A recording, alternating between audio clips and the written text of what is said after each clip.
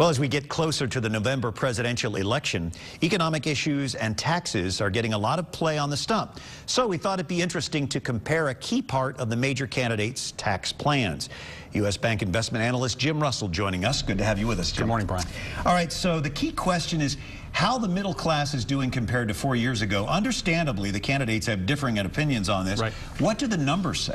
Well, objectively, Brian, unfortunately, the middle class, and we're going to define that as households with incomes right around $60,000, have stepped back over the last 4 years. Household income is down 8.2%. Now, let me quickly say that regardless of who was in the White House, who is in the White House, we feel that household income would have been under pressure over the last 4 years. There are things that the president controls. There are things that the president does not control, and this is one of them.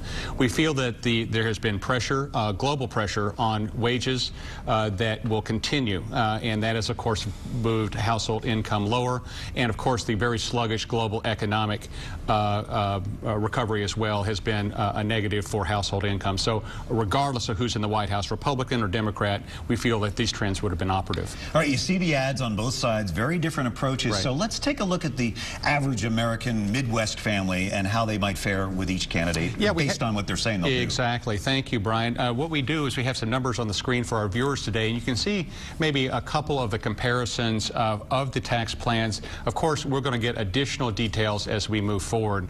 Let me also quickly add that there will be several deductions that will be taken maybe away or diluted or perhaps watered down, certainly at the high end of income scales, but also may find its way into the middle class tax packages as well. We'll know more a little bit about that. So I think certainly while these numbers are accurate as we know them today, we feel that the actual taxes that a family will pay in Kentucky, Indiana, and Ohio will be very dependent upon what kind of deductions they'll have exposure to, and to the extent that deductions are rolled back just a little bit. So we'll know more in a little bit. Please watch for this in the debates that are going to be aired before too much longer. All right, Jim Russell, our guest from U.S. Bank. And Jim, we know just operating our own family budgets, we can't stay in a budget deficit too long. We can't run too much debt. $16 trillion is the federal debt. Will Correct. Either plan reduce that debt? Yeah, that is the key question, Brian, and it's a very good one. What we're seeing in Europe, and literally this past week, was videotape, and fairly graphic, I might add, of people in Spain that are revolting against higher taxes and reduced social benefits. Both candidates, and whoever's elected to Congress, whoever's elected to the new presidency, or if President Obama is reelected, will need to tackle this element of our budget deficit.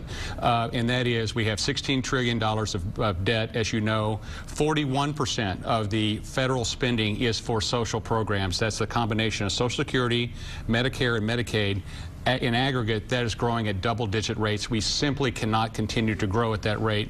Very difficult decisions ahead for the next president, whoever he may be, and of course Congress as well. So some very difficult times ahead. We may be seeing a preview in the United States of what's going on in Europe right now. So again, very difficult decisions. Nobody wants to pay more taxes and get less, but unfortunately that's what's happening in Europe. And as politicians, nobody wants to make those difficult decisions, especially during the election cycle.